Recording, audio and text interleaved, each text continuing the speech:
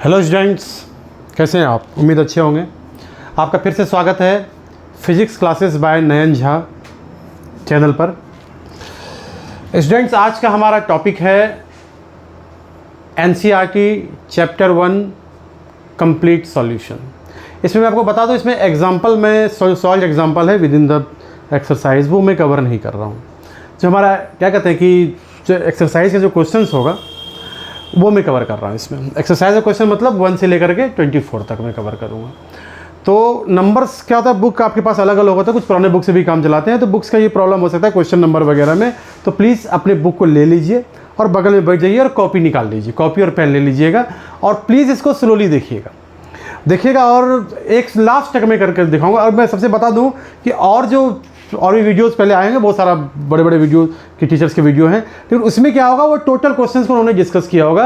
ये हमारा जो न्यू सिलेबस आया हुआ है उसके अकॉर्डिंग, जो इसमें पूरा काट पीट के जो बराबर कर दिया है, ठीक है, तो उसके बाद जो है तो वो हमारा इसका सॉल्यूशन होगा। तो चलिए हम लोग पहले चलते हैं क्वेश्चन नंबर 1 पर। क्वेश्चन नंबर 1 क्या है, प्लीज देखिएगा। What is the force between two small charge spheres having charges of इतना कूलम एंड इतना coulomb place 30 centimetre apart in air. तो बच्चों देखिए क्या है कि सॉल्यूशन स्टार्टिंग में थोड़ा सा डिस्कस कर देता हूँ ताकि आपको प्रॉब्लम ना हो। इसके लिए आप अगर चाहते हैं कि कंप्लीट आपको नोट्स भी लेना है और वीडियो भी देखना है टॉपिक्स का, तो इसके लिए आप हमारे चैनल जो है, इसी चैनल पर फिजिक्स बाय नयन झा या फिजिक्स क्लासेस बाय नयन झा, इस पर आप चले जा सकते हैं। और हमारा क्वेश्चंस के लिए या नोट्स के लिए हमारे वेबसाइट पर www.physicsclasses.online पर भी आप लॉगिन कर सकते हैं। वहाँ जाकर के आप जो है उस चीज़ को ले सकते हैं। और मैं पहले बता रहा हूँ एनसीईआरटी का बुक न्यू जो है उसको रखिएगा, अदरवाइज क्वेश्चन पे ध्यान दीजिए, कौन सा क्वेश्चन नंबर क्या कर रहा है, टैली कर रहा है। तो अब देखना है ध्यान से, what is the force between two small charge spheres having charges of इतना कूलम एंड इतना coulomb place 30 centimetre apart in air. तो दो चार्जेस दे रखा है, जैसे हम लोग जानते हैं कुलम्स ने कहा था फोर्स का फॉर्मूला है F = K Q1 Q2 by R square. तो बच्चे यहाँ पर K पर ध्यान रखिएगा। K यहाँ पर है, K जो हम लोग लेते हैं उसको कंप्लीटली लिखते हैं 1/4πε0 Q1 Q2 by R square, इसे लिखते हैं। तो बहुत ही सिंपल है ये, आपको कुछ नहीं करना है। इसमें क्या करना है, Q की वैल्यू ध्यान रखिएगा, अगर माइक्रो कूलम में है या जिस फॉर्म में है आपको क्या करना है, उस वैल्यू को प्लेस कर देना है। जैसे मैं देखता हूँ, जैसे हमारा 2 × 10⁻⁻7 कूलम है, K की वैल्यू, इसकी वैल्यू होती है हमारी 9 × 10⁻9। Q1 की वैल्यू दे रखी है, Q1 की वैल्यू है हमारे 2 × 10⁻7 इंटू Q2 की वैल्यू दे रखी है हमारी 3 × 10⁻7 टोटल अपॉन 30 सेंटीमीटर दे रखा है। समझिएगा ध्यान से, जब भी सेंटीमीटर हो हमारा फर्ज होता है कि हम उसे क्या करें, कन्वर्ट कर दें मीटर में। तो इसके लिए 30 सेंटीमीटर को जैसे आप कीजिएगा कन्वर्ट, ये होगा 10⁻² होल स्क्वायर। अब मैं आपको बता दूं, जिसका मैथ्स थोड़ा अच्छा रहता है दैट्स फाइन फॉर हिम। अगर जिसका मैथ्स थोड़ा सा वीक है वो कैलकुलेशन से डरते हैं, तो कैलकुलेशन से डरने की बात नहीं है। आपको क्या करना है, नंबर्स को आपको एक जगह प्लेस लेके चलना है और बाकी जो हमारा जो मल्टीप्लायर है इसको आप एक पावर का जो टर्म होता है उसमें लगा दीजिएगा। आप इस सारे वैल्यूज को जब आप सॉल्व कीजिएगा you will get the answer F = 6 × 10⁻³ Newton. 6 × 10⁻³ Newton. तो आप इसको सॉल्व कर लीजिएगा, उसमें टाइम वेस्ट मैं नहीं करूंगा कि वीडियो फिर बहुत ज़्यादा लंबा हो जाएगा। तो ये हमारा था पहला क्वेश्चन। चलिए पहला क्वेश्चन हो गया हमारा। सेकंड क्वेश्चन पे चलते हैं हम लोग। सेकंड क्वेश्चन पे चलते हैं। सेकंड क्वेश्चन हमारा क्या है, प्लीज देखिएगा। The electrostatic force on a small sphere of charge इतना microcoulomb due to another small sphere of charge इतना coulomb in air is 0.2 Newton. What is the distance between the two spheres and what is the force on the second sphere due to the first? तो मैं आपको बता दूं, फिर वही formula F =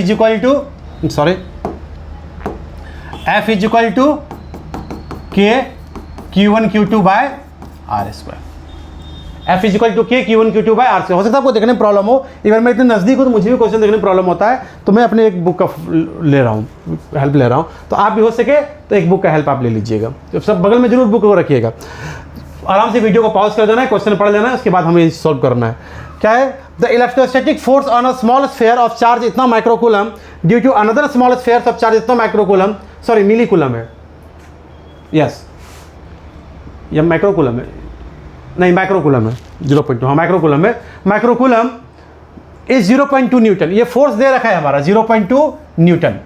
अब इसमें क्या करते हैं हम लोग, लिखते हैं what is the distance between two spheres, what is the force on the second sphere due to the first. मैं आपको बता दूं यहाँ पर एक मिली कूलम आ गया है क्वेश्चन में। अगर क्वेश्चन में मिली कूलम होगा तो उसमें घबराने कोई बात नहीं है, सिर्फ मिली को क्या करना है, कूलम में चेंज करेंगे 10 की पावर -3 और माइक्रो करेंगे तो -6। तो क्वेश्चन आपका जो भी हो अब ये मैटर नहीं करता, क्योंकि हमारे पास पुरानी बुक है, ठीक है, मैं उसके अकॉर्डिंग मैं सोच रहा हूँ, देख रहा हूँ, और मैंने जो यहाँ पर डाउनलोड किया है, जो करवाया कॉपी किया है, वो हमारे हो सकता है नया से हो, और कुछ सिंबल्स वो कंसीडर नहीं करता है।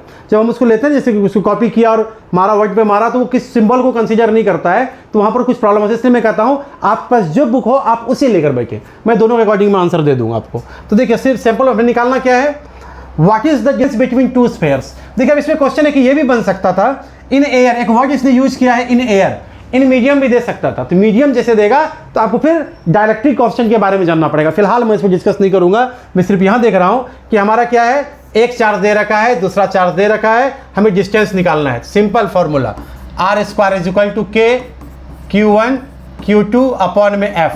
k की वैल्यू आपको मालूम है, q1 की वैल्यू दे रखी है, q2 की वैल्यू दे रखी है, फोर्स की वैल्यू दे रखी है। प्लेस कीजिए और आंसर निकालिए। जब आंसर निकालिएगा तो r की वैल्यू आपकी आ जाएगी 0.12 मीटर। आप बोलिएगा सर हाँ ये सॉल्व करके नहीं दिखा रहे हैं। अगर सॉल्व करके मैं बता रहा हूँ, सॉल्व करके करूँगा फिर लंबा वीडियो हो जाएगा कैलकुलेशन करने में, तो वो आपका समझने वाली कोई चीज़ नहीं है, या मैं समझाने के लिए आपको वीडियो बना रहा हूँ कि इतना ईजी हो सके। तो ये हमारा r² हमारा जो आया, सॉल्व कीजिएगा, r की वैल्यू हो जाएगी 0.12 मीटर। फिर आप बोलोगे सर क्या हम ऐसे ही लिख दें, जैसे आपने लिखा क्या हम वैसे लिख दें? नहीं, वैसे नहीं लिखना है, आपको क्या करना है, वैल्यूज को प्लेस कर देना है, और जो मेन वैल्यू होगा उसको लेकर के, जैसे मैं k की वैल्यू रखता हूं 9 × 10 की पावर, इस क्वेश्चन में कर देता हूं, अगले क्वेश्चन से नहीं बताऊंगा, इंटू q1 हमारा है यहां पर जैसे 0.4 माइक्रो कूलम है, 10 की पावर -6 और 0.8 है तो 0.8 × 10 की पावर -6, और हमारा फोर्स कितना है भाई, फोर्स देगा 0.2 न्यूटन, 0.2 न्यूटन। तो आपको क्या करना है, इस वैल्यूज को, सिर्फ आपको इस वैल्यूज को एक साथ रख करके वो सॉल्व कर लेना है। उसके बाद मल्टीप्लायर को एक जगह रखिएगा, और फिर अगर आंसर आपको याद, मैं देखूंगा याद होना चाहिए, ठीक है, तो कैलकुलेशन करने में थोड़ी आपको आसानी होगी। ये था, और इसी में फिर दूसरा सेकंड पूछता है हमारा, what is the force on the second sphere due to the first. तो मैं आपको बता दूं, आपने ग्रेविटेशन में भी चीज पढ़ा होगा, मैं इस पर बता रहा हूं कि जैसे ये दो चार्ज ऑब्जेक्ट है, जितना फोर्स ये लगाएगा, जैसे मान लो इस पर चार्ज है हमारा 0.2 माइक्रोकूलम है, इस पर है 4 माइक्रोकूलम। तो माइक्रोकूलम ये देख के नहीं बताना कि इस पर ज्यादा चार्ज, इस पर ज्यादा फोर्स लगेगा, या इस पर कम चार्ज है कम फोर्स, ऐसा नहीं सोचना है। फोर्स दोनों का, दोनों चार्ज के ऊपर डिपेंड करता है, दोनों के मल्टीप्लाई, तो मल्टीप्लाई कितना हो रहा है, 4 × 8, तो 8 पर, ये इसका भी फोर्स 8 पर डिपेंड कर रहा है, इस वाले का भी फोर्स 8 पर डिपेंड कर रहा है, तो इसलिए दोनों के मल्टीप्लीकेशन में डिपेंड करता है। तो ये कंफ्यूज मत होइएगा, ठीक है। ये हमारा क्वेश्चन नंबर 2। क्वेश्चन नंबर 3 में चलते हैं। थोड़ा सा ये क्वेश्चन नंबर 3 अलग, इजी अनइजी सा लगेगा, लेकिन है आसान, देखिएगा प्लीज ध्यान से। चलिए क्वेश्चन नंबर 3 देखते हैं, कहाँ हमने रखा है इसको, क्वेश्चन नंबर 3 को। Yes, here is by question number 3।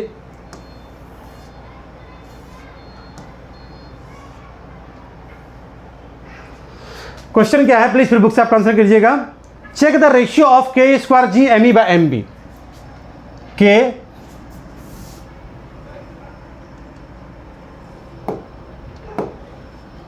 Ratio निकालना है हमें, k² अपॉन में g me × mp। प्लीज बच्चे ध्यान से देखिएगा।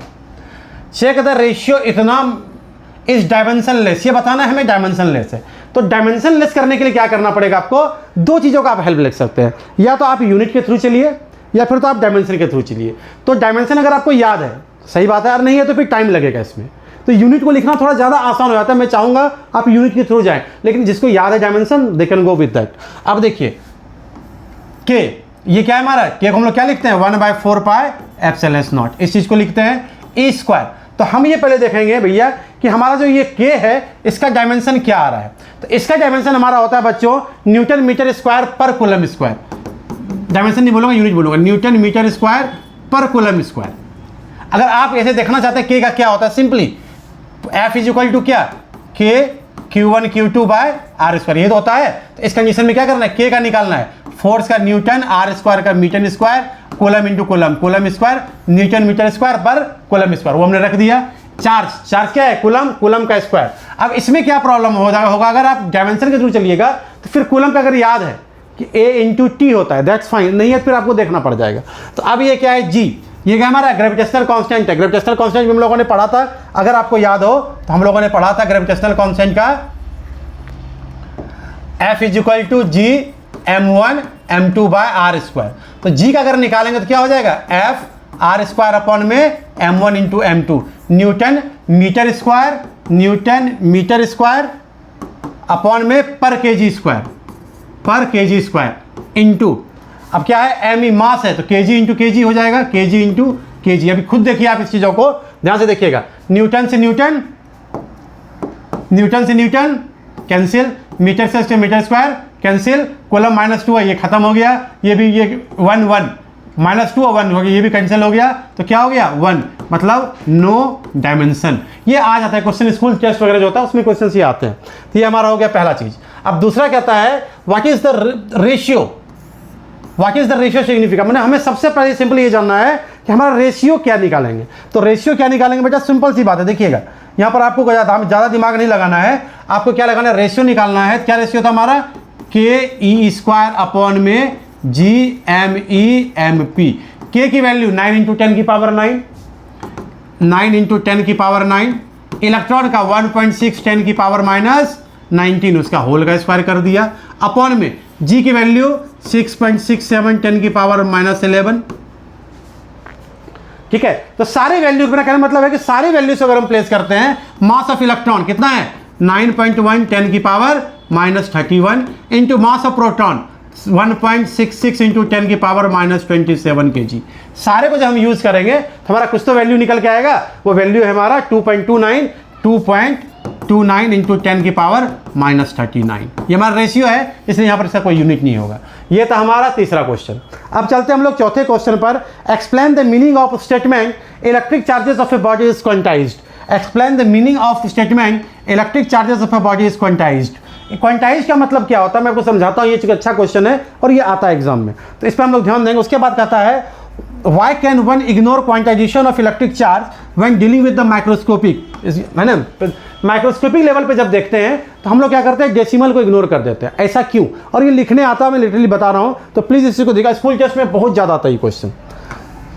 तो इस कंडीशन में देखते हैं कि explain meaning statement electric charges are conserved of a body is conserved. मान लीजिए कि आप ये कोई ऑब्जेक्ट है, इसके पास है 10 इलेक्ट्रॉन और 10 प्रोटॉन, इसमें से आपने क्या किया, 2 इलेक्ट्रॉन को निकाल लिया, और निकालने का प्रोसेस क्या है, फ्रिक्शन। सिंपल ये समझिएगा, हमने 2 इलेक्ट्रॉन को निकाल लिया, तो पहले क्या था, जितना नेगेटिव उतना पॉजिटिव, तो इसने क्या किया था, उसको बैलेंस कर रखा था, ठीक है, उसको न्यूट्रल बना रखा था। लेकिन यहां पर क्या है कि अब 2 इलेक्ट्रॉन लॉस हो गया, तो 8 का तो पेयर बन गया, लेकिन ये जो 2 प्रोटॉन बचा ये एक्सेस हो गया, और जो एक्सेस प्रोटॉन होता है बच्चों, वही हमारा क्या होता है, वही चीज विजिबल होता है। जैसे एक्सेस जो भी चीज रहेगा वो सरफेस पे आएगा। Then we come to know that what kind of charge the body has, it is negative और positive. If electron is excess, अगर इलेक्ट्रॉन ज्यादा है in that case negative charge, अगर प्रोटॉन ज्यादा है तो वो हमारा हो गया पॉजिटिव चार्ज। तो हमने देखा कि 2 हमारा क्या था, इलेक्ट्रॉन लॉस हो गया, यानी 2 प्रोटॉन ज्यादा था, यानी कि पॉजिटिव चार्ज आ गया। तो वही है, तो 3 निकालेंगे, 4 इलेक्ट्रॉन, ये जब भी निकलेगा इलेक्ट्रॉन नंबर्स में निकलेगा, 1 2 3 4 5 6 लाख 2 लाख 4 लाख 5 लाख, जो भी एक परफेक्ट इंटीजर में होगा। इसलिए कहते हैं क्वांटाइजेशन ऑफ चार्ज का मतलब होता है Q is equal to NE, Q is equal to NE, यानी total charge of a body is the integral multiple of charge of electron. चाहे वो इलेक्ट्रॉन पे ही ध्यान रखिएगा, इलेक्ट्रॉन क्यों लेते हैं आप, इलेक्ट्रॉन की जगह आप यूज कर सकते हैं बेसिक यूनिट्स। बेसिक यूनिट्स मतलब क्या हुआ, चाहे इलेक्ट्रॉन हो प्रोटॉन हो, वैल्यू कितनी होती है, -19, दोनों के लिए सेम होता है। हाँ, नेगेटिव पॉजिटिव डिस्क्राइब करता है, अगर इलेक्ट्रॉन होगा तो हमारा बॉडी नेगेटिवली चार्ज होगा, अगर प्रोटॉन होगा तो हमारा बॉडी क्या होगा, पॉजिटिवली चार्ज हो जाएगा। ठीक है, चलिए इस चीज पे आ गए, ये हमारा होगा क्वांटाइजेशन ऑफ चार्ज।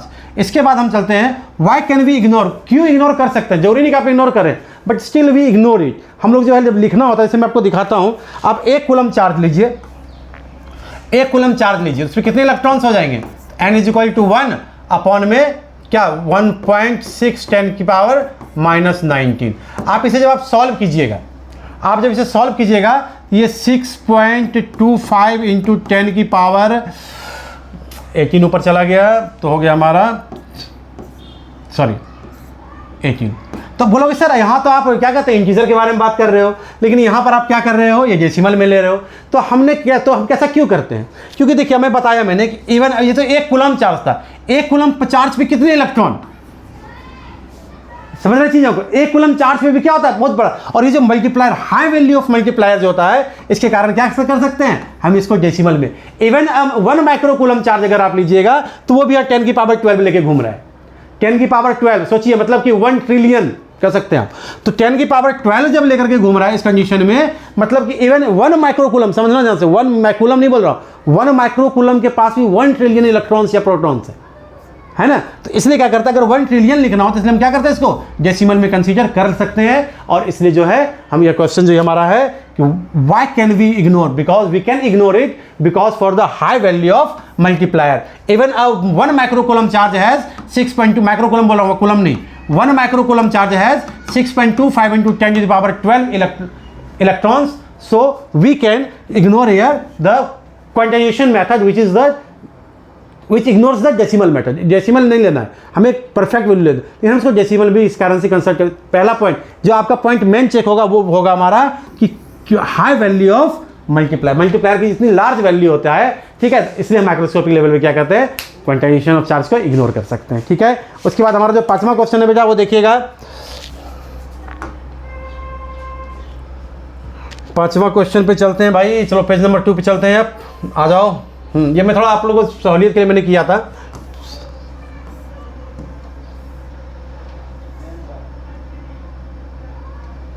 अब देखिए क्वेश्चन, ये भी थोड़ा लॉजिकल क्वेश्चन है और आजकल ये क्रेज है, मतलब कि आपको अंडरस्टैंडिंग वाला क्वेश्चन ज़्यादा दिया जाता है।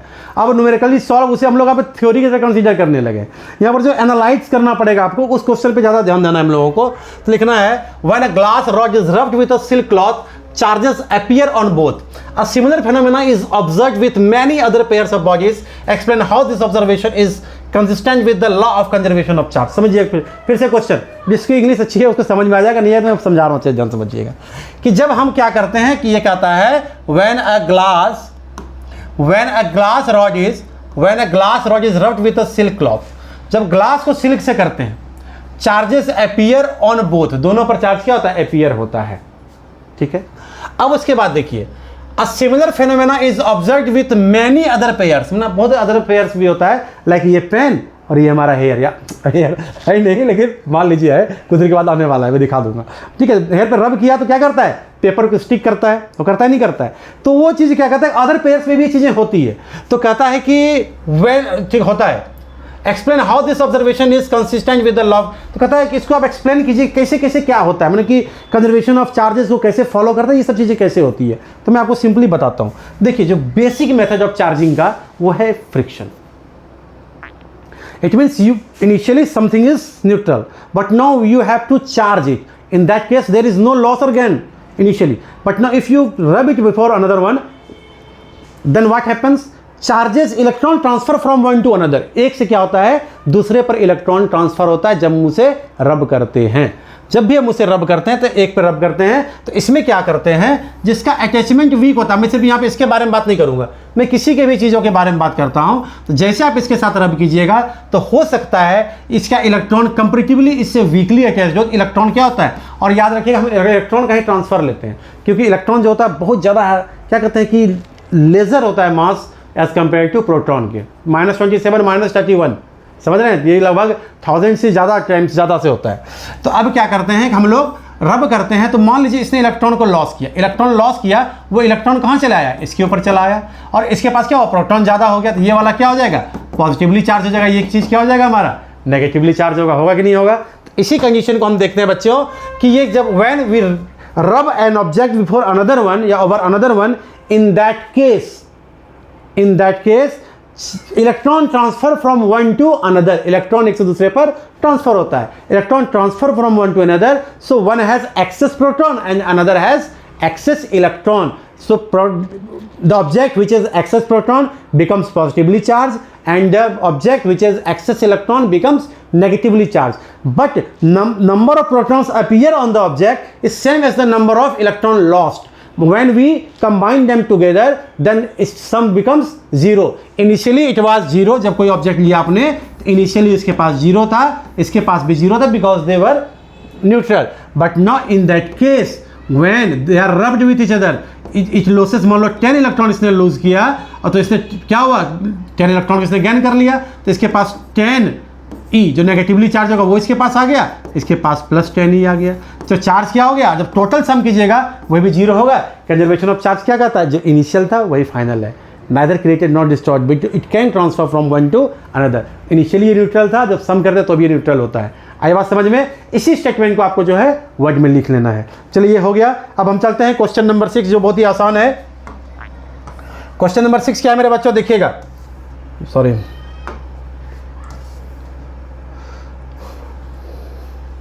चलिए बहुत अच्छा, होपफुली आप लोग समझ रहे होंगे। 4 पॉइंट चार्जेस QA2 माइक्रोग्राम। शायद इसमें लिखने में रहा हो गया, प्रॉब्लम इसलिए मैं कर रहा हूँ, बुक देखिएगा आपको। QA जो हमारा है वो मतलब कि ABCD हमारा 4 मतलब समझ लीजिए कि एक 4 तरह का स्क्वायर है हमारा। एक स्क्वायर है जिसका कितना है साइड, कितना भाई, 10 सेंटीमीटर। 10 सेंटीमीटर का साइड है। इस पर क्या किया हमने, इस पर लगा दिया है, इस पर चार्ज रख दिया हमने इसके वर्टिसेस पर। एक पर रखा है 2 माइक्रोकूलम, दूसरे पर रखा है -5 मिली कूलम। ये सब मिली में ले रहा है किसमें, इसमें ये सब माइक्रो में बेटा। माइक्रो से शायद ये मैंने जब कॉपी किया तो MS वर्ड में जब चलते हैं तो कभी कभी क्या होता है कि वो समझता नहीं है माइक्रो को, सिंबल आपको एंटर करना पड़ता है, तो वो प्रॉब्लम आ रही है यहाँ पर। तो आप मिली में माइक्रो यहाँ पर सेल सम निकले, ध्यान रखिएगा। -5, फिर यहाँ पर है -2 माइक्रोकूलम, यहाँ पे है +5 माइक्रोकूलम। ठीक है मेरे बच्चों। तो अब हम चलते हैं आगे। तो आगे जब चलते हैं भाई, ये स्क्वायर है, ये 10 सेंटीमीटर का है और ये हमारा हो गया। तो देखिए यहाँ पर निकालना कहाँ है हमें, what is the force of the charge of 1 microcoulomb placed at the centre of the square. Centre पे हमने रख दिया चार्ज को। तो सेंटर पे कौन कौन फोर्स लगाएगा, सिर्फ सेंटर पे निकालना है, तो भैया समझिएगा। इस पर इन चीज़ों को नहीं निकालना, सिर्फ सेंटर पे निकालना है। सेंटर पे कौन लगाएगा, सेंटर पे लगाएगा हमारा, ये लगाएगा, ये +2 है और ये क्या है हमारा 1 है। ये +2 है, ये 1 है, ये +2 है, ये +1 है। तो ये इसको क्या करेगा, ये ना क्वेश्चन में देख लेता हूँ एक बार। -5 नो सॉरी दोनों +2 ही है, एक -5 है, सॉरी 2 मिलीकूलम माइक्रोकूलम -5 ये क्वेश्चन को इसने आसान कर दिया। +2 ये भी प्लस है और ये भी हमारा माइनस है। ये +2 इसे क्या करेगा, रिपेल करेगा। तो हमारा FA इस तरफ आ गया। आप चाहें तो दिखा सकते हैं FA = KQ1Q2/R²। वैल्यू नहीं रखना है, कैलकुलेशन से बचना है, ठीक है। तो K की वैल्यू प्लेस कर दीजिए, वैल्यू रख के छोड़ देना है। उसी तरह हम निकालेंगे FB, FC भी निकाल लेंगे, FD भी निकाल लेंगे। देन व्हाट वी नोटिस कि FA और FC जो है उसकी वैल्यू सेम है।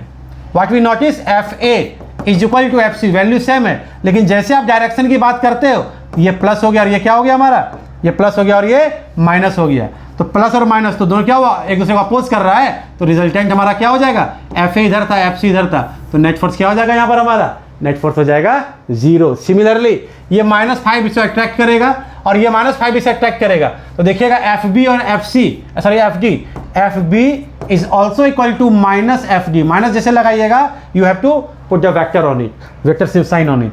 तो वेक्टर साइन जैसे आप पुट कीजिएगा तो आपने क्या देखा, फिर एक दूसरे को कैंसिल कर लिया। तो नेट फोर्स क्या हो गया, 0।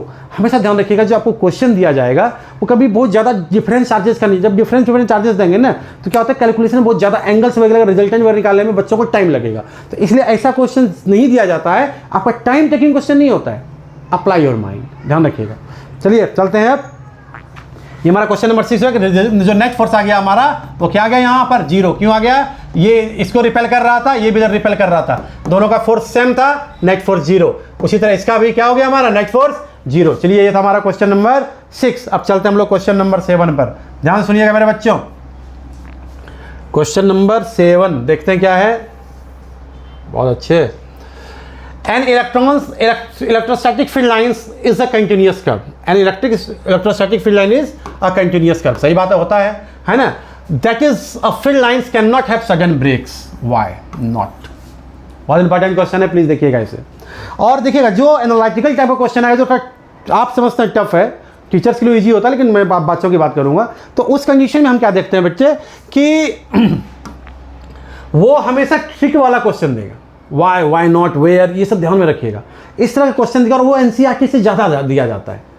वो भी समझता है, बच्चों की प्रॉब्लम को समझता है। हालांकि लास्ट 1-2 ईयर से क्वेश्चन टफ कर रहा है, तो लगता है बच्चों को, क्योंकि उसका प्रिपरेशन वैसा नहीं होता, इसलिए टफ लगता है, अदरवाइज टफ होता नहीं है। चलिए हम लोग चलते हैं क्वेश्चन नंबर 7 पर। तो क्वेश्चन नंबर 7 पे क्या देखते हैं, इलेक्ट्रिक फील्ड लाइन, जैसे मान लीजिए प्लस क्यू है, ये माइनस क्यू है, तो ये क्या होता है, प्लस से निकला और माइनस में एंटर कर गया, तो कहता है एक कंटिन्यूस कर्व होता है, सडन ब्रेक नहीं होता है, ऐसा क्यों। अगर मान लीजिए सिंपल हम लोग अपने तरीके से सोचते हैं, हम जा रहे हैं रास्ते में, ठीक है, सिंपल लॉजिक, इंडिया ने गिरा दिया बम किसके ऊपर, पाकिस्तान के एयरफील्ड के ऊपर, जिस पर रनवे पर, एयरफील्ड में ऊपर रनवे पर गिरा दिया। अब बताइए प्लेन कैसे जाएगा, प्लेन तो यूँ उछल उछल के चलता नहीं है, प्लेन तो यूँ चलेगा, और यूँ चलेगा, गड्ढा में गिर गया, खत्म। समझ रहे हैं। तो क्या होता है, प्लेन जब रन करता है रनवे पर, it can not jump from one point to another. Same चीज़ यहाँ पर होता है। तो हम यहाँ पर क्या लिखेंगे, कि जो फील्ड लाइन होता है, this is, it shows the continuous path of the charge move from, when it moves from here to here. तो कैसे मूव करेगा, तो इसका यानी कंटिन्यूअस जो टेंजेंट होता है क्या होता है, डायरेक्शन ऑफ फोर्स देता है। But in this movement charge can not jump from one point to another point, है ना, एक जगह दूसरी जगह वो जंप नहीं कर सकता है, वो स्लाइड करता है, वो मूव करता है कंटिन्यूसली। तो उस कंडीशन में it can not jump from one point to another, so there is no certain break in the electric field lines. फिर इसी में दूसरा क्वेश्चन पूछता है, explain why two field lines never cross each other. कहता है भाई दो फील्ड लाइंस एक दूसरे क्रॉस क्यों नहीं करता है। बहुत सिंपल सा कारण है, क्या है, अगर दो फील्ड है, देखिए जैसे ये है हमारा, ये है हमारा पॉजिटिव चार्ज, ये है हमारा नेगेटिव चार्ज, इलेक्ट्रिक फील्ड इधर से इधर।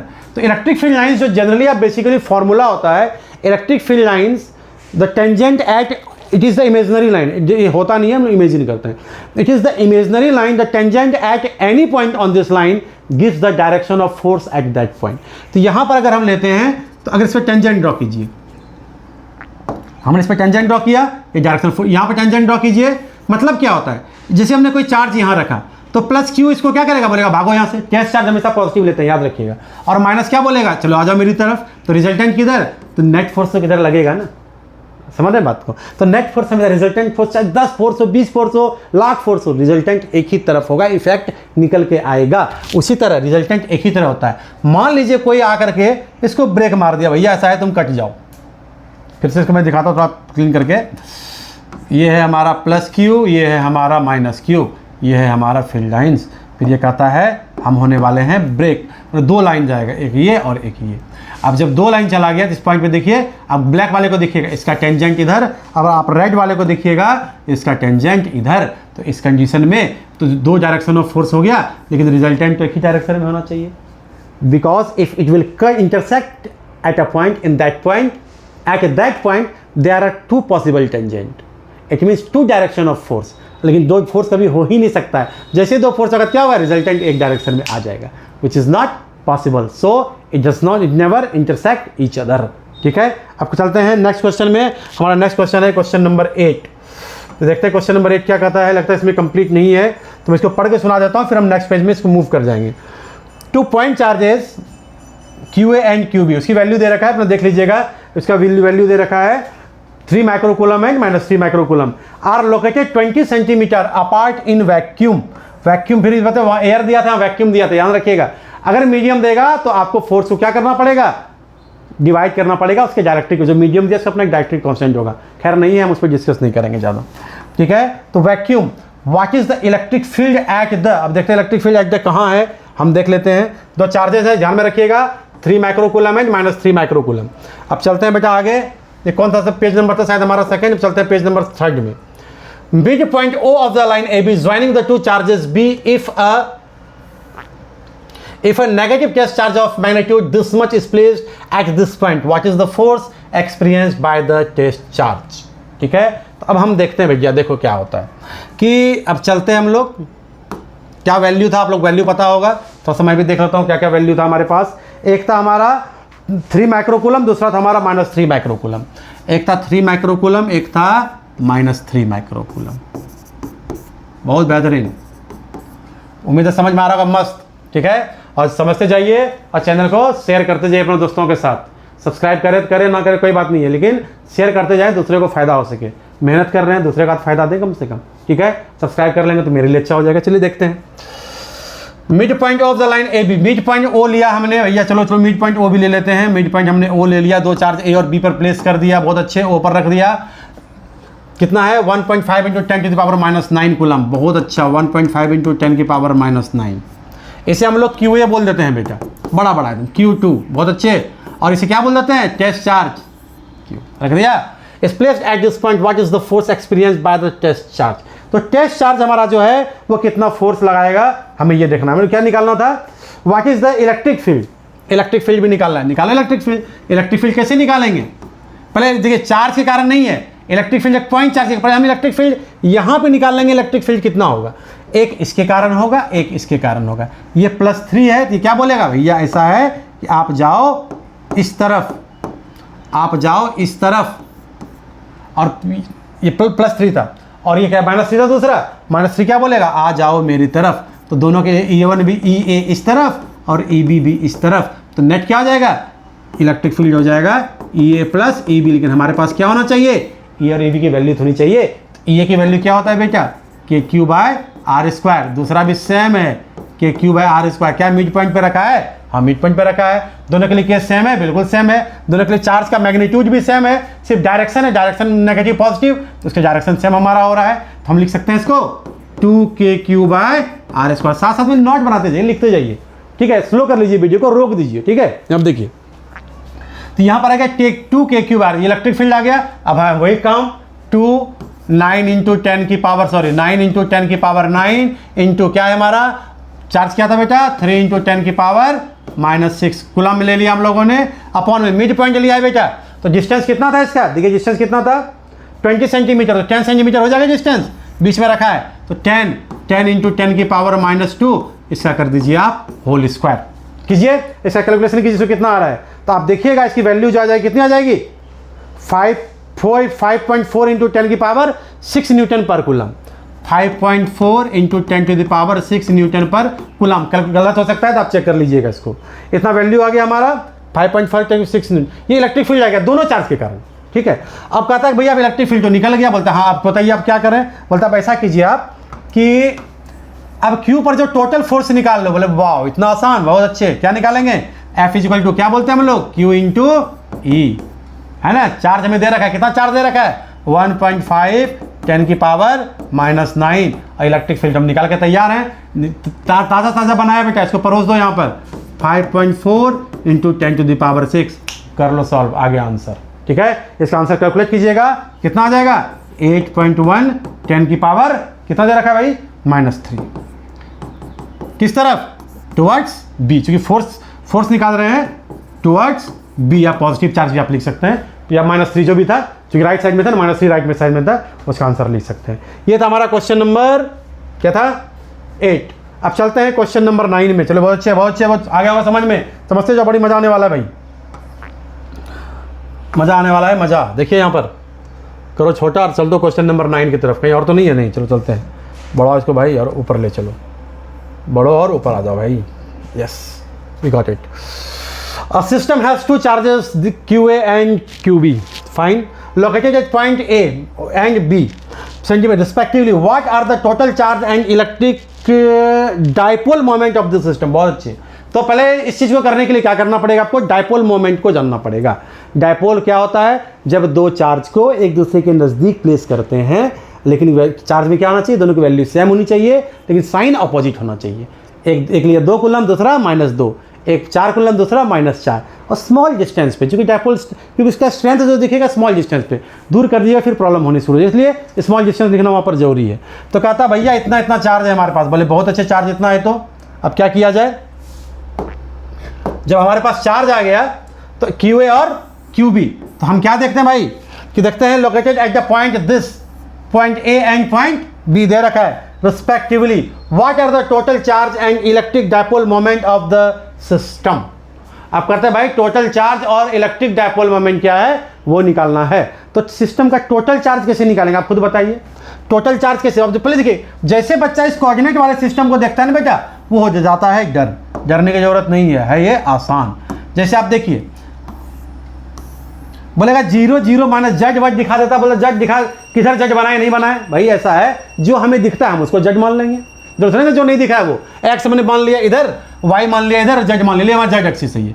तो कहता है एक पॉइंट कहाँ है, एक है -15 डिस्टेंस पर, यानी ये है 15, तो इसको डिस्टेंस कर लेंगे तो ये 15, और दूसरा भी ये 15, इसका कोऑर्डिनेट है 0 0 15, आ गया -q + q, याद आ गया, ये a हो गया, ये हमारा a हो गया, आ गया हमारा। तो कहता है 15 कितना हो गया 30, क्या है मिलीमीटर होगा शायद, ये cm है, सेंटीमीटर है, चलो ठीक है। तो हमें क्या कहता है ये सिस्टम इतना what are the total charge, total charge क्या होता है नेट चार्ज, किसी भी डायपोल का जो टोटल चार्ज होता है वो होता है 0, क्योंकि जितना नेगेटिव उतना ही पॉजिटिव, टोटल चार्ज हो गया 0। डायपोल मोमेंट निकालना है भाई, बहुत आसान, P = क्या होता है Q × 2a, चार्ज की वैल्यू रखिए, कोई एक चार्ज रख लीजिए, चार्ज हमने रख लिया एक वैल्यू 2.5 10⁻⁷ × 2a, मतलब a हमारा ये है 15 + 15 30 हो गया, सेंटीमीटर है, हमारा फर्ज बनेगा क्या कर दें इसको मीटर में कन्वर्ट कर दें, उसके बाद आप निकाल लीजिए आसान से, हो गया ये।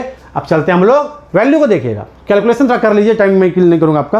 अब चलते हैं क्वेश्चन नंबर 10 में, चलिए प्लीज देखिएगा ध्यान से, क्वेश्चन नंबर 10 देखिए बेटा, क्वेश्चन नंबर 10 क्या है, an electric dipole with dipole moment इतना is aligned at 30 degree with the direction of uniform electric field of magnitude इतना, calculate the magnitude of the torque acting on the dipole. चलो ठीक है, इतना सब निकलते हैं बाहर और पहुंचते हैं हम लोग अपने क्वेश्चन पर, क्वेश्चन नंबर 10।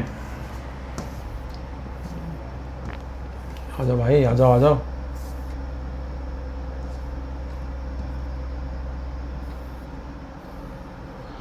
ये आ गया भैया हमारा question, an electric dipole with dipole moment इतना सेंटीमीटर इज अलाइंड एट इतना, ये कूलम मीटर दे रखा है, with the direction of uniform electric field of magnitude इतना, calculate the magnitude of the torque acting on the dipole.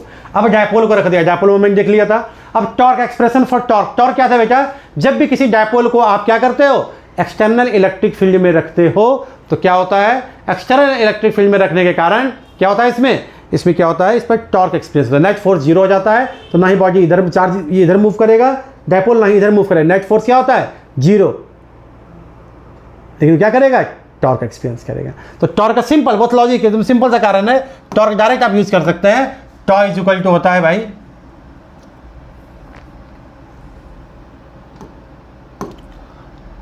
टॉ = होता है PE sin theta, direct use करना है। तो डायपोल मोमेंट दे रखा है, P की वैल्यू दे रखा है 4 × 10⁻⁹ कूलम मीटर, 30 डिग्री थीटा भी दे रखा है ना, और इसके बाद क्या दे रखा है E की वैल्यू भी दे रखा है, P भी दे रखा है, E भी दे रखा है, साइन थीटा भी दे रखा है, नहीं निकलेगा, डायरेक्ट वैल्यू पुट कीजिए और इसका आंसर निकाल लीजिए, इसका आंसर आ जाएगा हमारा 10⁻⁻4 न्यूटन मीटर, जो टॉर्क का है हमारा यूनिट। डायरेक्ट वैल्यू पुट कीजिए, आंसर P की वैल्यू पुट कर लेना है और क्या करना है E की वैल्यू पुट कर लेना है, PE आ गया हमारा, साइन 30 की वैल्यू पुट कर लेना है, सॉल्व कर लीजिए, आंसर आ जाएगा, आ जाना चाहिए, ठीक है। और कर लीजिए, साथ साथ कर लीजिए, वीडियो को बंद कीजिए पर इसको कैलकुलेट कीजिए, लिख लीजिए। चलिए अब चलते हैं क्वेश्चन नंबर 11 पे, ठीक है, क्वेश्चन नंबर 11, ओके, कहाँ चले भाई, कहाँ चले, तो खत्म हो गया।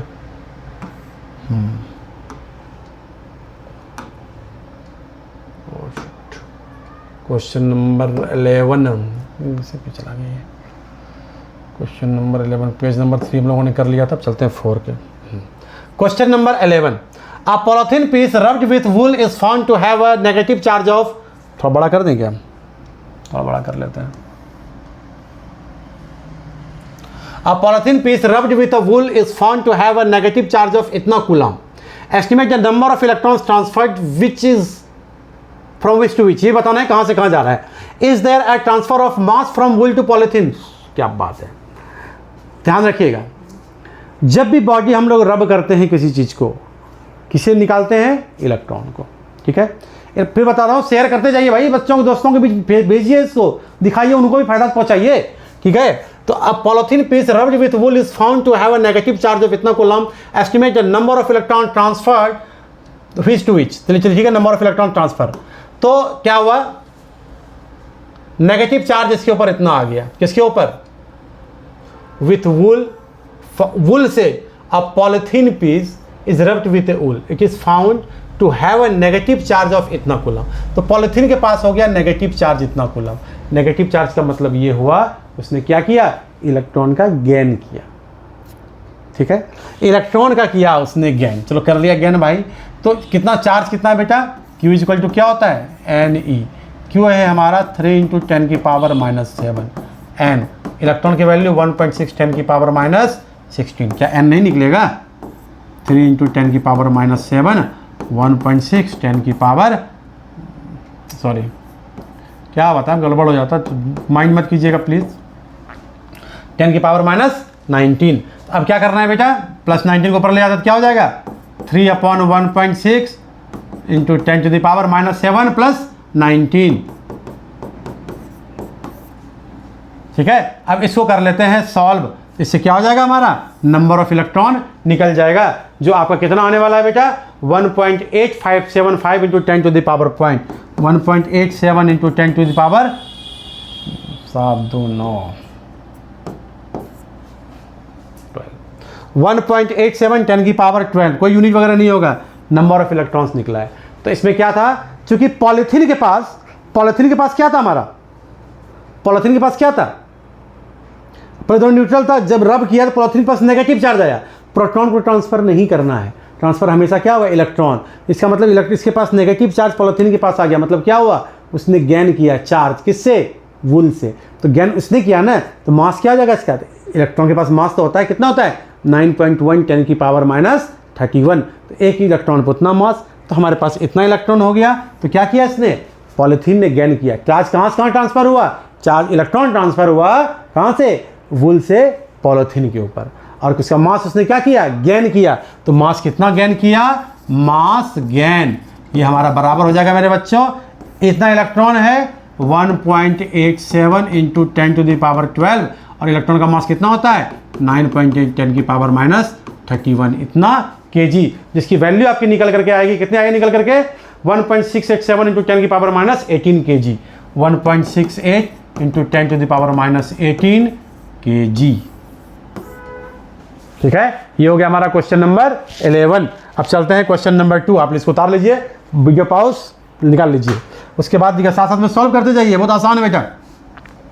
अब चलते हैं क्वेश्चन नंबर, ये था हमारा 11, चलते हैं क्वेश्चन नंबर 12 में। चलो भाई अब खत्म हो जाओ, क्वेश्चन नंबर 12 आते हैं। आ जाओ, चलो आ जाओ भाई, आ जाओ, गड़बड़ आ रहा है, क्या बात है, ये स्टूडेंट की तरह है, जो बात नहीं मान रहे।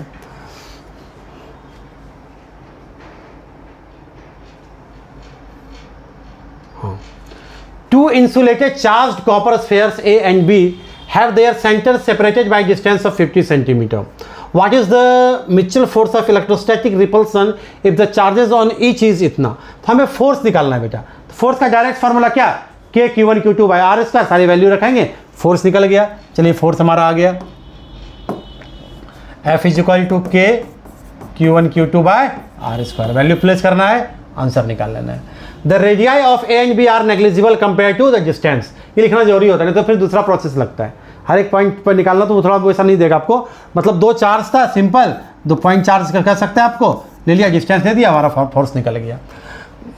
ठीक है, व्हाट इज द फोर्स, ये सब देख रहे हैं, डरना नहीं है, सिंपल ऐसे कहने का मतलब ये कि आपको क्वेश्चन को आसान कर रहा है, इसका इतना अगर इंस्ट्रक्शन दे रहा है, ये वो समझिए क्वेश्चन को वो आसान कर रहा है। डायरेक्ट लिख देगा तो मीनिंग बहुत ज़्यादा निकल जाता है, तो आप ही बोलोगे सर ये तो ऐसा भी तो हो सकता था, आप कंडीशन लगा के कुछ और कर सकते हो, स्मार्ट बच्चे वो कर देते हैं। तो आपके सहूलियत के लिए वो इतनी सारी चीज़ों को लिखता है। उसके बाद क्या करता है, what is the force of repulsion a piece sphere is charge double to the above amount and the distance between them is half. एकदम बहुत ही बेहतरीन क्वेश्चन, ऑब्जेक्टिव के लिए क्वेश्चन बना है भाई, मैं तुम्हें बता देता हूँ। तो कहता है क्या होगा अगर फोर्स, तो पहले फोर्स हमने निकाल लिया, कुछ तो फोर्स होगा, मान लीजिए एफ है, वैल्यू आप निकाल लीजिएगा, मैं आपको दिखा देता हूँ, इसका आंसर दिया हुआ है यहाँ पर। इसका फोर्स निकाला 1.521 10 की पावर -2, 1.52 10 की पावर -2 न्यूटन, ये आ गया हमारा। अब फिर कहता है what is the force of repulsion is if etch sphere change charge double, charge को डबल कर दीजिए। ठीक है, हम भी कर देते हैं, नया फोर्स निकालने भाई कि इसको 2q1 कर दिया, चार्जेस डबल होना चाहिए। मैं देखता हूँ क्या लिखा हुआ है, चार्ज डबल द अबव, दोनों का चार्ज को डबल कर दिया, and the distance between them is half, distance को हाफ कर दिया, यानी क्या हो गया हमारा r/2 का होल स्क्वायर हो गया। तो क्या हुआ 2 × 2 4, और ये जो स्क्वायर 2 4 होगा, ये भी तो 4 ऊपर चला जाएगा, क्या हो जाएगा हमारा 4 इंटू 4, 4 4 जा कितना हो गया 16 टाइम्स ऑफ 1.52 10 की पावर -2। फिर से देखिएगा, चार्ज को डबल किया, ऊपर 2 2 4 आ गया, बाकी Q1 Q2 तो वही रह गया, और डिस्टेंस को क्या कर दिया हाफ कर दिया, तो नीचे 4 आ गया ना। जैसे स्क्वायर की जगह क्या हो जाएगा r स्क्वायर बाय 4, तो ये 4 ऊपर चला जाएगा, तो आप 4 4 जा कितना हो गया 16, ये क्या हो जाएगा हमारा 16 टाइम्स। तो आपको जो क्वेश्चन मिलेगा, मैं श्योर इस बात से, आपको कभी वैल्यू भी नहीं देगा इस टाइप का क्वेश्चन, ये आपको हमेशा देगा चार्ज के क्यू के फॉर्म में। तो इसी में क्वेश्चन देगा Q1 Q2 फोर्स F है, तो क्या करेंगे डबल कर देंगे, तो सब इसने डिस्टेंस को क्या कर दिया हाफ कर दिया, हो सकता है डबल कर देता, कुछ भी कर सकता था, चार्ज किसी को एक को करता किसी 2 को करता, तो आपको ध्यान में रखना है बच्चे क्वेश्चन को, ठीक है। ये था हमारा क्वेश्चन नंबर 12, उम्मीद आ गया होगा समझ में। अब चलते हैं क्वेश्चन नंबर 13 की तरफ, चलो चलते हैं, और जल्दी जल्दी मूव करते हैं बेटा, वीडियो बड़ा हो रहा है। फिगर, हाँ ये था, इसीलिए हमको जो है बुक की जरूरत पड़ी मेन क्वेश्चन इन सब चीज़ों के लिए। Figure 1.30 shows track of 3 charged particles in a uniform electric field. Give the sign of these charges. Okay. Suppose spheres A and sorry, question number कौन सा है 13 है।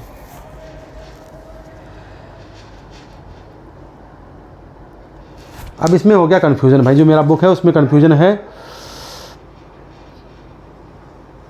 एक मिनट में आपको एक टाइम लूँगा थोड़ा सा, please please please please please. 1B देखें क्या क्वेश्चन है 1B। और कोई क्वेश्चन छूट जाए ना प्लीज़ आप बता दीजिएगा, कोई दिक्कत नहीं है, मैं उसको करवा दूंगा। क्या है 1B40 ये कॉन्सेप्ट डायग्राम है। 1B40 ये है 1812 1B40। चलो भाई 1B40 कहाँ देख लेते हैं, थोड़ा सा प्लीज़ टाइम दीजिएगा बच्चों। 1B30 1B40 इसी में होना चाहिए। 1B34 1B40। तो मैं आपको दिखा देता हूँ, ये आपका सॉल्व एग्जाम्पल होगा किसी बुक में, सॉरी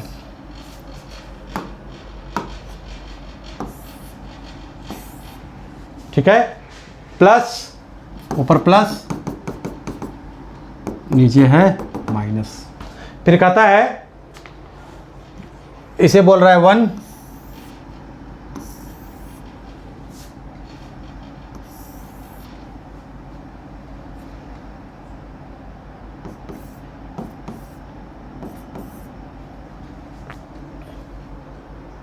ठीक है। अब देखिए 1 2 3 ये दे रखा है हमारा, तो कहता है साइन बताओ भाई, कहता है साइन निकालो, तो साइन निकाले, हाँ भाई साइन निकालो। तो प्लस की तरफ कौन जा रहा है, प्लस की तरफ कौन जाएगा नेगेटिव, ये भी नेगेटिव ये भी नेगेटिव और ये भी नेगेटिव। और ध्यान रखिएगा हम इसके डिस्प्लेसमेंट को देखते हैं, हम क्या देखते हैं हम इसके डिस्प्लेसमेंट को देखते हैं, और जब हम इसके डिस्प्लेसमेंट को देखते हैं तब हमें पता चलता है कि क्या होता है। इसके लिए एक फार्मूला आता है बेटा, तो मैं फार्मूला फिर डिस्कस नहीं करूँगा, एक टॉपिक से हमारा हो जाता है, तो उसे डिस्कस फिलहाल नहीं करूँगा। तो मैं क्या बताता हूँ आपको दिखा देता हूँ, एक मिनट। एनसीईआरटी एग्जाम्पलर कहाँ है, निकलो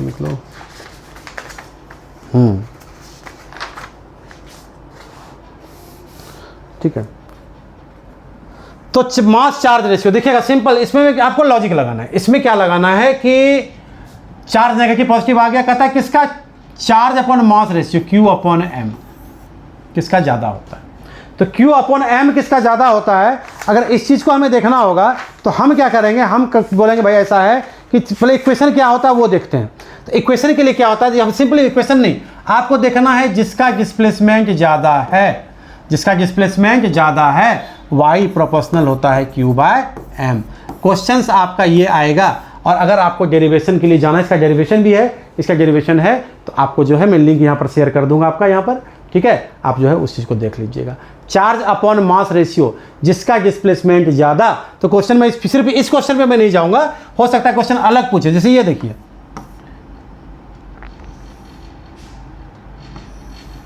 आप बताइए किसमें डिस्प्लेसमेंट ज़्यादा है, तो नीचे वाले में डिस्प्लेसमेंट ज़्यादा है, इसका चार्ज अपॉन मास रेशियो ज़्यादा है, ठीक है। तो आपको देखना है डिस्प्लेसमेंट, जहाँ जैसे वो बाहर जहाँ पर निकलता है वहीं पे क्या करेंगे, वहीं पर हम एक डिस्प्लेसमेंट सा बनाएंगे। भाई आपका ये है, ये रहा आपका डिस्प्लेसमेंट, ये रहा आपका डिस्प्लेसमेंट, और ये रहा आपका डिस्प्लेसमेंट। जिसमें डिस्प्लेसमेंट ज़्यादा उसका चार्ज अपन मास रेशियो ज़्यादा, याद रखिएगा, ठीक है। जो प्लस की तरफ जाएगा उस पर नेगेटिव चार्ज, और जो माइनस की तरफ जाएगा उस पर पॉजिटिव चार्ज। चलिए ठीक है, अब इसी बात पे चलते हैं क्वेश्चन नंबर नेक्स्ट क्वेश्चन में। नेक्स्ट क्वेश्चन क्या है हमारा, देखते हैं भाई। क्वेश्चन नंबर 13 तो हो गया, सॉरी। चलते हैं क्वेश्चन नंबर 14 में हम लोग। कौन सा पेज था, 4 हो गया शायद, 14 है ये, ठीक है। Consider a uniform electric flux इतना, what is the flux of this field through a square of इतना centimetre on a side whose plane is parallel to y Z plane. देखिए अब यह बहुत बेहतरीन क्वेश्चन, मजेदार है, मजा सुन के मजा आ जाएगा। और क्वेश्चन आने वाला क्वेश्चन है ये, consider a uniform electric field, consider a uniform electric field. लगता है नहीं हुआ ये काम, पहले नहीं हुआ, बड़ा कर लेते हैं, बड़ा कर लेते हैं पहले, अब अच्छा हुआ नहीं हुआ था। अब इसको लिखने के शुरू करते हैं काम। देखिए यहाँ पर क्या होता है, consider a uniform electric field E, electric field दे रखा है, वैल्यू कुछ भी हो सकता है मेरे बच्चों, ध्यान रखना। ये कैलकुलेशन में मत जाना, चीज़ों को समझना। क्या होता है, consider a uniform electric field इतना न्यूटन पर coulomb, what is the flux through a square of 10 centimetre on a side whose plane is parallel to the Y Z plane. अब देखिए, हाँ प्लेन वाई जेड प्लेन के parallel है। जब Y Z plane के parallel है, समझिएगा ध्यान से, कोई भी 3D होता है हमारा फिगर, वाई जेड के पैरेलल है कोई प्लेन, इसका मतलब उसका डायरेक्शन है एक्स एक्सिस।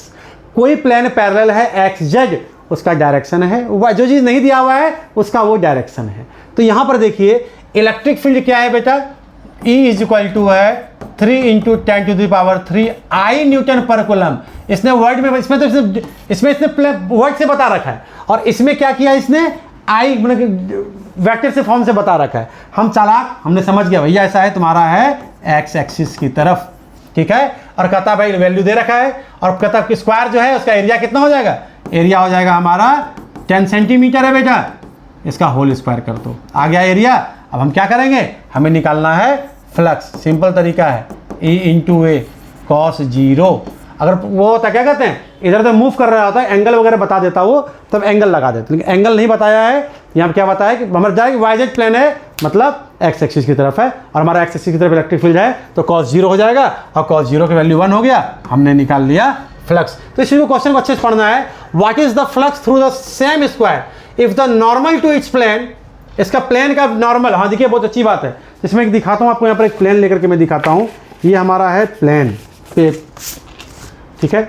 इसका जो डायरेक्शन होता है, प्लेन का जो डायरेक्शन होगा ये या ये नहीं होगा, जो नॉर्मल का डायरेक्शन होता है वही प्लेन का डायरेक्शन होता है, ध्यान से समझिएगा। उसी को डायरेक्शन ऑफ एरिया भी कहते हैं। एरिया का डायरेक्शन वही होता है जो इसका नॉर्मल जिस तरफ होता है, ये इधर है नॉर्मल इस तरफ, इसका डायरेक्शन इधर, इधर है इस तरफ, ये अगर इस तरफ है, समझ चीज़ों को समझिएगा। तो कहता है what is the flux through the same square if the normal to its plane makes an angle 60 degree with the X axis. यानी नॉर्मल जो इसका है, मैं इसको मिटाता हूं थोड़ा सा समझिएगा, इसका जो प्लेन का जो नॉर्मल है, प्लेन का नॉर्मल तो इधर होगा ना, कहता है ये एक्स एक्सिस के साथ बना रहा है 60 डिग्री। आगे समझ में, थीटा कितना डिग्री हो गया, एरिया के साथ हो गया 60 डिग्री। तो इस बार जो हमारा हो जाएगा वो हो जाएगा E × A × cos 60 degree. Value put कीजिए, आंसर निकाल लीजिए, डन। इतना आसान है, आप सारा सॉल्यूशन मत पूछिए रेखा प्लीज। अब देखते हैं बेटा, आगे बढ़ते हैं। क्वेश्चन नंबर, ये था हमारा 14, चलते हैं 15 की तरफ। आ जाओ भाई, कहाँ 15 कहाँ है, ये रहा 15, 16 साथ मैंने लिया है। What is the net flux of the uniform electric field of exercise 1.14 through a cube of side 2 centimetre oriented so that its face are parallel to the coordinate plane। ओ भाई साहब, इसका फेस जो है, जो कोऑर्डिनेट प्लेन है उसके क्या है, हमारा पैरेलल है। जैसे मान लीजिए एक्स वाई जेड है, तो पहले वो वाई जेड प्लेन में था डायरेक्शन, से मान लीजिए ये वाई है, ये जेड है, वाई जेड में तो पैरेलल कर दिया। और जब हम पैरेलल कर देंगे तो क्या हो जाएगा, ये है जो वाई जेड प्लेन में, एक्स एक्सिस ये है, एक्स एक्सिस इधर है, समझिएगा ध्यान से, एक्स एक्सिस इधर है, तो इस कंडीशन में क्या हो गया बेटा, इसका डायरेक्शन हमारा इधर हो गया, एक्स इधर है, समझ रहे बात को। तो इस कंडीशन में क्या, ये कैसे करा, फिर मैं देखता हूं एक बार क्या करा ये। कौन सी ये दे रखा है, व्हाट इज फ्लक्स हो गया, what is the net flux तो यूनिफॉर्म क्यूब इतना 20 centimetre oriented so that parallel to the coordinate plane. अब क्या हुआ, कोऑर्डिनेट प्लेन के वो पैरेलल कर दिया उसको। इसका मतलब अब उसका जो डायरेक्शन हो गया क्या हो गया, या तो वाई एक्सिस में हो गया या तो हमारा जेड एक्सिस में हो गया। समझ रहे हैं? तो इस कंडीशन में क्या हो गया, जब पैरेलल आ गया हमारा, जिसमें थीटा कितना डिग्री हो जाएगा, थीटा हो जाएगा हमारा 90 डिग्री। प्लीज देखिएगा मेरे बच्चों, पहले जैसे एरिया ये था, सॉरी मैं इसको बना रहा हूँ, इसे बना रहा हूँ, सॉरी ये मतलब ये ऐसे था, एक्स एक्सिस की तरफ था। अब क्या कर दिया हमने, इसको यूं कर दिया, पैरेलल कर दिया। तो अब जिसका डायरेक्शन हो गया वो किधर हो गया, इस तरफ हो गया। तो दोनों के बीच एंगल कितना डिग्री हो गया, 90 डिग्री हो गया। और cos 90 की वैल्यू कितनी, 0। ऑब्जेक्टिव के लिए क्वेश्चन बन गया, ध्यान रखिएगा। तो कौन वाइजेड के पैरेलल है, प्लेन है, तो वो चीज़ों को आपको समझना पड़ेगा बेटा, ठीक है।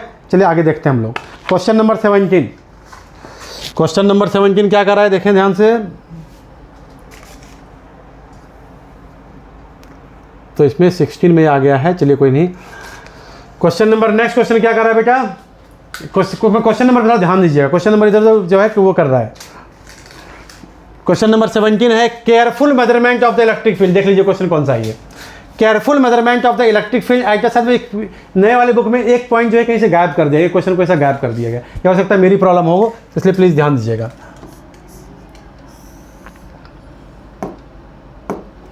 Careful measurement of the electric field at the surface of a black box indicates that the net outward flux through the surface of the box is इतना, ठीक है, न्यूटन मीटर स्क्वायर पर coulomb.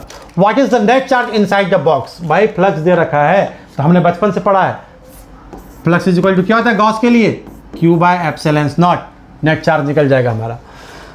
If the net outward flux through the surface of the box were 0, could you conclude that there are no charge inside it? अब देखिए flux अगर 0 हो जाएगा, स्वाभाविक सी बात है, फ्लक्स 0 कब होगा, तो टोटल चार्ज हमारा क्या होगा, 0 हो जाएगा। तो हम इस चीज़ को लिख सकते हैं, ठीक है।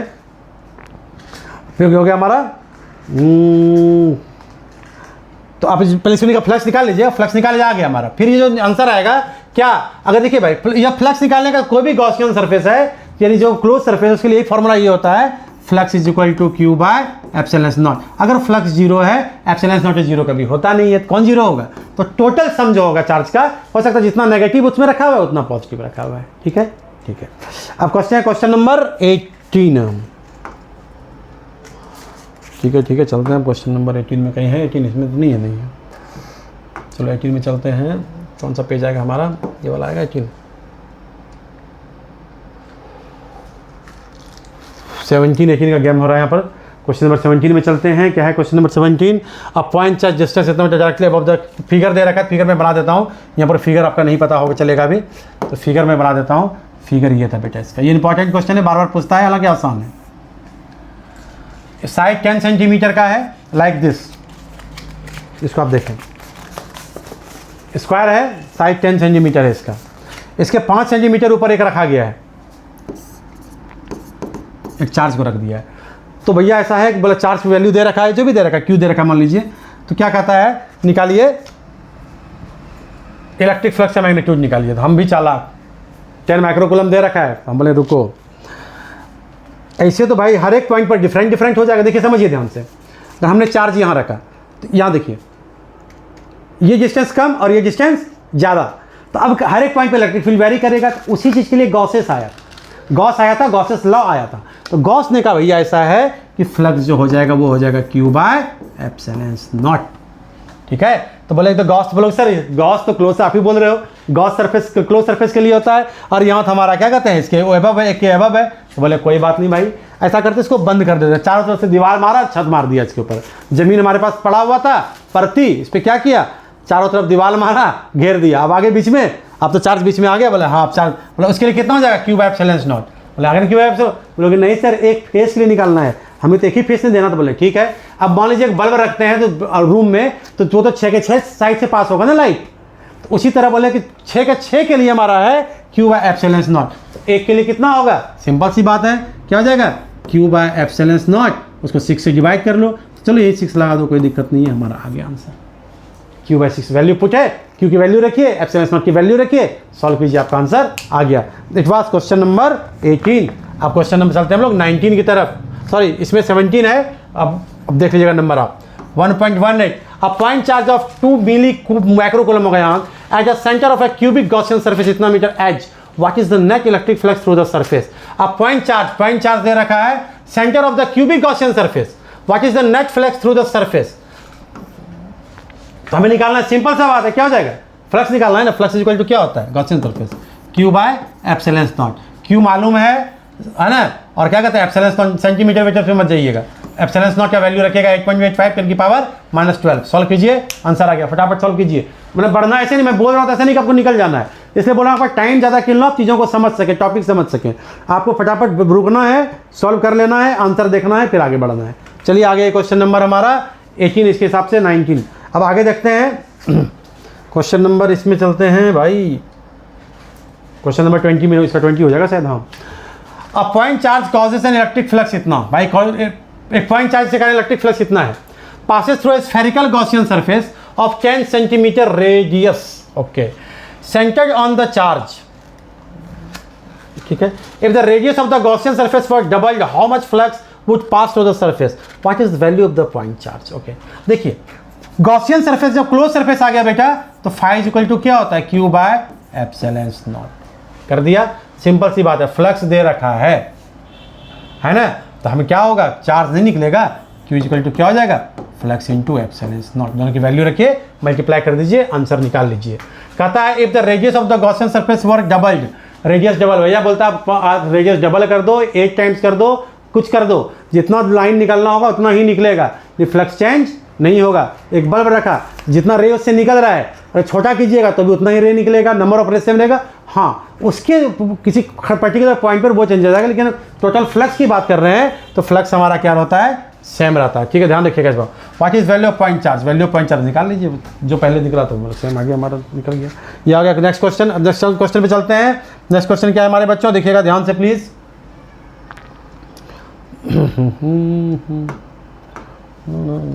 लास्ट 2021 देख लीजिए, क्वेश्चन नंबर, क्वेश्चन देख लीजिएगा। A conducting sphere of radius 10 centimetre has an unknown charge, ठीक है भाई, चलो ठीक है, कंडक्टिंग स्फीयर है, रेडियस इतना है, electric field 20 centimetre from the centre of the sphere is 1.5 10 की पावर 3 न्यूटन पर coulomb and point radially inwards.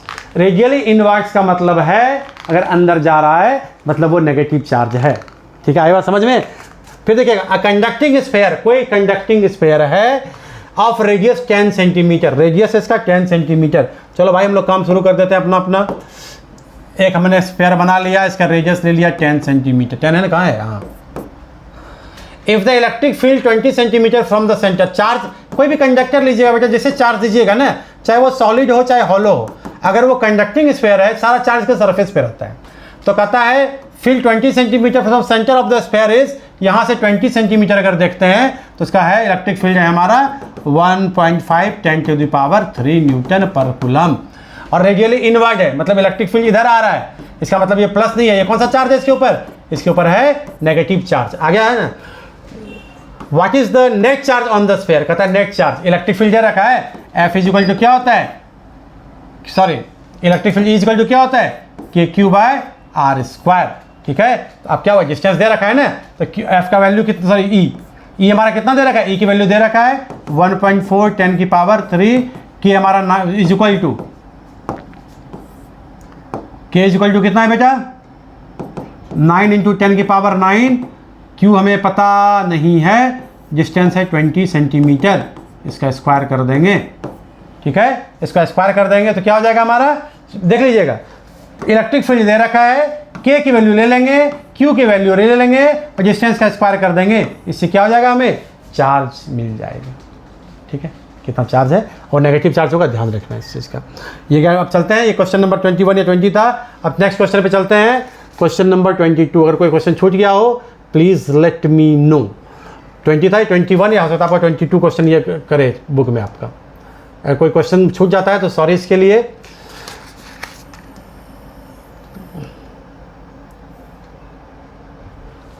Uniformly charged conducting sphere, next question में चलते हैं बेटा। यूनिफॉर्मली चार्ज कंडक्टिंग 20 या 22 नंबर होगा, देख लीजिएगा 21 या 22 number. Uniformly charged conducting sphere of 2.4 metre diameter has a surface charge density इतना, find the charge on the sphere, what is the total electric flux leaving the surface of the sphere. अब देखिए, a uniformly charged conducting sphere, इतना metre है इसका diameter है। अच्छा भैया क्या बात है, डायमीटर दे रखा है, रेडियस पता कर सकते हैं, लेकिन देखते हैं क्या क्वेश्चन करता है। Has a surface charge density, तो सरफेस चार्ज डेंसिटी कहते हैं बेटा सिग्मा जो होता है क्यू बाय ए, और रेडियस क्या हो जाएगा इसका Q by 4 pi d by 2 का whole square.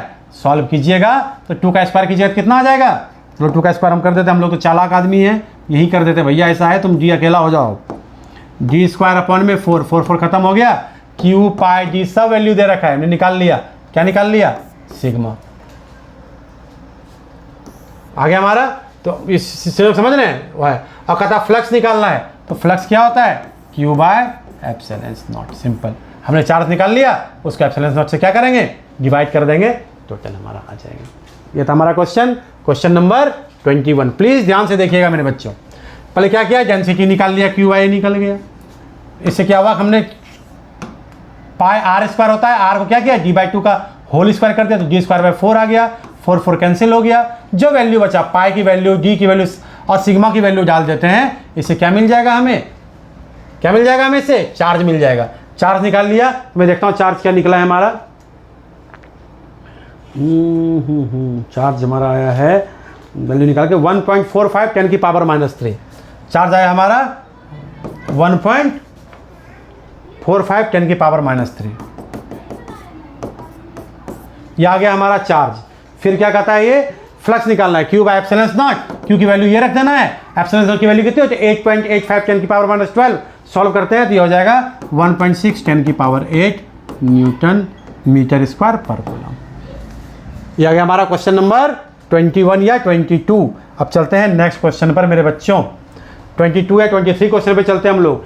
N infinite line charge produce a field इतना, distance 2 centimetre, calculate the linear charge density. भाई क्या बात है, तो electric field linear charge Gauss's law का एप्लीकेशन है बेटा, ये lambda by 2 pi epsilon naught into r, हमें लैम्डा निकालना है, E into 2 pi epsilon naught into r. Electric field दे रखा है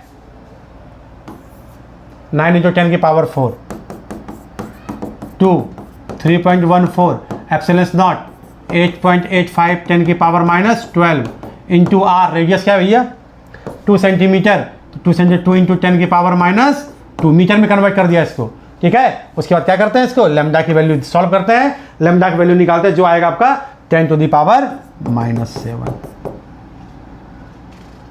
कूलम पर मीटर, ठीक है। अब चलते हैं question number second, last question number 23 या 24, आप इसको जो बोलना है वो बोल सकते हैं। नोट कर दीजिए बेटा, वीडियो पॉज करो और नोट कर लो। और हम लोग नेक्स्ट वीडियो में लाने वाले हैं नेक्स्ट चैप्टर है, चैप्टर 2 इलेक्ट्रोस्टैटिक्स, जो थोड़ा ज़्यादा इंपॉर्टेंट टॉपिक है। ये चैप्टर तो बहुत आसान है, इसको आप बहुत इजीली कर सकते थे। चलिए चलते हैं अब लास्ट क्वेश्चन पर हमारे इस चैप्टर का। अगर कोई क्वेश्चन छूट गया हो तो प्लीज़ फॉरगिव मी, होता है चीज़ें जो हमें जो मिल रहा है उसके अकॉर्डिंग चल रहा है। कोई एक क्वेश्चन ज़्यादा एक क्वेश्चन छूटा होगा तो आप उसको कर सकते हैं, या नहीं करेंगे तो मैं देखता हूँ, कोशिश करता हूँ मैं उसको बता सकूँ। तो question number 23, 2 large thin metal plates are parallel. देखिए यहाँ जैसे प्लेट्स प्लेन पैरेलल होगा बेटा हमारा, प्लेन इसको बड़ा कर देता हूँ थोड़ा, ताकि फिर बाद में हमें लिखने में कोई परेशानी ना हो। आ गया, आ जाओ तुम, आ जाओ अच्छे से, यस, और नीचे आ जाओ भाई।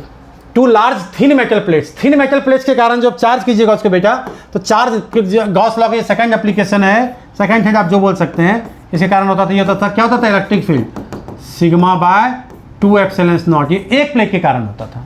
तो कहता है 2 large metal plates close to each other, parallel को रखा गया है क्लोज करके ईच अदर, एक प्लेट ये हो गया, एक प्लेट ये हो गया हमारा, ठीक है, पैरेलल टू ईच अदर। फिर क्या कहता है ये, कि कहता है अपोजिट साइन, यानी इस पर प्लस सिग्मा है, इस पर माइनस सिग्मा है, मैग्नीट्यूड दे रखा है, कूलम सिग्मा की वैल्यू दे रखा है, ठीक है। इन द आउटर रीजन, अब देखिए आउटर रीजन पे चलते हैं बेटा। आउटर रीजन मतलब यहाँ प्लस सिग्मा, क्या जहाँ पे निकालना है वहाँ पर हम लोग प्लस कूलम कंसीडर करते हैं।